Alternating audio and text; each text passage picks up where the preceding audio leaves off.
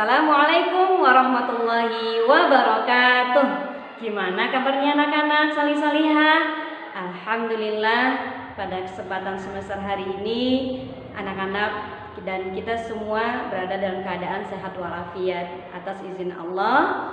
Pada kesempatan semester ganjil ini kita masih belajar dalam keadaan daring ya Nak ya, atau belajar dari rumah. Anak-anak semua, kita tidak perlu sedih dan juga kita tidak perlu menyesali bahwa apa yang ditakdirkan oleh Allah pada saat ini patut kita syukuri. Mengapa? Karena meskipun dalam keadaan pandemi Covid, kita masih tetap belajar meskipun dari rumah. Anak-anak yang hebat, pada kesempatan kali ini saya Ustazah Ica akan menyampaikan beberapa hal terkait dalam pembelajaran Al-Quran pada semester ganjil ini. Nah, anak-anak di semester ganjil ini kita akan diajari oleh beberapa guru Quran, yaitu ada 9 guru Al-Quran. Ada Ustazah Binti, ada Ustadz Roshid, ada Ustadz Galin, ada Ustadz Iwan. Wow, ini terbaru Nak ya. Dan ada Ustazah Tia, ada Ustadz Aan, Ustadz Alim, dan Ustazah Kiki. Masya Allah. Ini kita akan didampingi oleh 9 ya, mohon maaf. Ada 9 guru Al-Quran Nak yang akan mendampingi anak-anak dalam belajar Al-Quran selama belajar di rumah. Nah, anak-anak semua, dalam semester ganjil ini sampai semester genap besok ada target yang harus anak-anak capai selama belajar di rumah, yaitu untuk kelas 4 kita akan menghafal surah Al-Mursalat dan Al-Insan. Mudah kan? Kemudian untuk kelas 5, untuk kakak kelas 5 ada surah Al-Insan dan Al-Qiyamah. Lebih gampang kan, hanya 2 surah. Nah, ada yang lebih hebat lagi Nak, yaitu kelas 6. Target kakak kelas 6 ini adalah semester ganjil ini surah Nuh sampai surah Al-Mulk. Tetapi Nak, tidak hanya sampai di situ. Nanti kakak kelas 6 harus menuntaskan hafalannya 2 juz. Mengapa? Karena ini adalah sebagai syarat untuk anak-anak lulus di kelas 6. Nah, jadi mulai sekarang ayo dicicil hafalannya supaya ketika nanti anak-anak mau lulus sudah selesai menghafal 2 juz. Nah, anak-anak semua, pada kesempatan hari ini apa yang sudah Ustazah sampaikan, guru-gurunya sudah, targetnya sudah. Jadi apa yang harus dilakukan adalah bersemangat, bersungguh-sungguh supaya kita bisa menuntaskan apa yang sudah ditargetkan oleh sekolah. Nah, anak-anak semua, untuk mencapai itu semua adalah kita harus berusaha dan bersungguh-sungguh.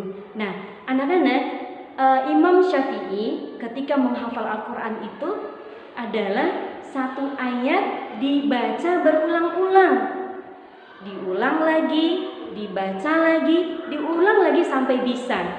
Nah, jadi Nak, jangan langsung dihafal ya Nak ya, tapi dibaca dulu berulang-ulang. Nah, sampai berapa Ustazah banyaknya? Sesuai kebutuhan anak-anak. Boleh 10 kali, boleh 15 kali, boleh 20 kali. Setelah itu baru dihafal.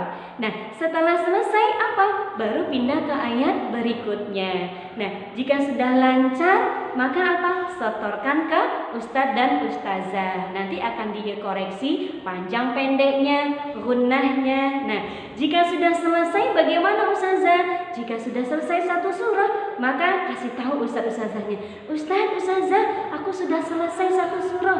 Kemudian apa? Nanti Ustadz-Ustazah akan menjadwalkan kalian untuk datang ke sekolah ujian 1 surah. Insya Allah bisa ya.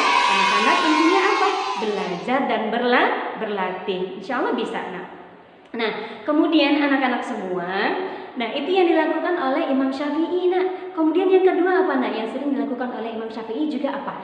Adalah malam itu, nak. Malam-malam itu kita dengarkan dulu murotalnya, atau kita dengarkan dulu surah yang akan dihafal, atau bisa juga fokus pada ayatnya. Contoh, anak-anak mau menghafal surah Al-Mursalat. Dengarkan murotal Al-Mursalat ayat 1 sampai 5 bisa. Wal mursalati urfa. Didengarkan berulang-ulang malam hari itu, nak. Nah, besoknya baru dihafal. Nah, biasanya, nak, kalau malamnya sudah kita dengar, kemudian siangnya kita hafal, maka insya Allah itu akan lebih mudah. Kenapa? Karena sudah terngiang-ngiang di telinga kita. Bisa? Coba ya. Nah, kemudian anak-anak semua, itu tipsnya menghafal. Nah, yang kedua yang Ustazah sampaikan adalah anak-anak, Ustazah, mengapa sih kita harus menghafal? Iya, nak. Kenapa? Karena ternyata menghafal Al-Quran itu, nak, pahalanya banyak. Bahkan apa, nak? Jika menghafalnya sungguh-sungguh, jika menghafalnya karena Allah, bisa jadi jalan untuk anak-anak ke surga.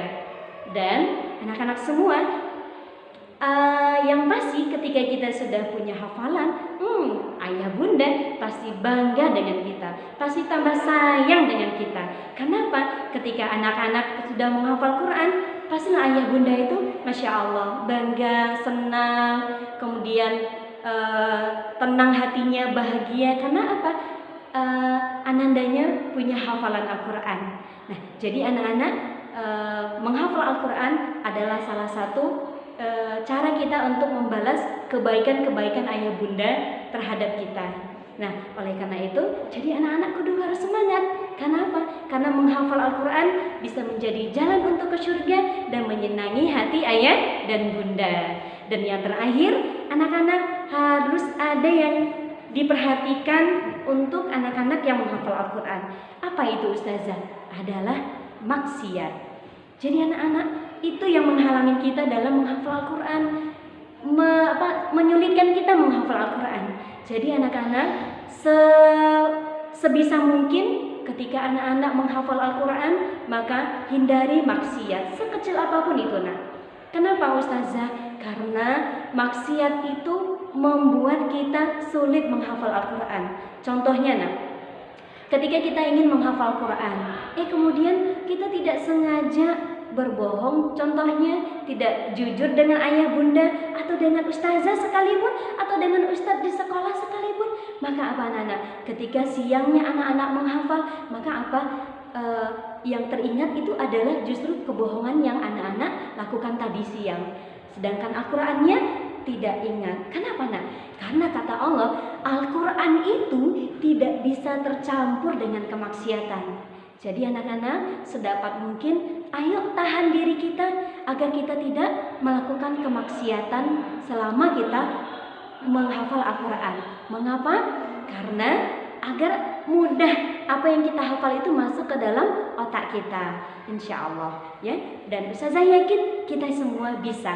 Dan Ustazah di sekolah akan mendoakan anak-anak, akan mendukung anak-anak, dan supaya anak-anak bisa menjadi hafiz Quran yang hebat, yang mungkin, yang disayang oleh Allah. Assalamualaikum warahmatullahi wabarakatuh. هذا القرآن يوحدنا لطريق الخير يوجهنا الله تعالى أنزله ورسول الله معلمنا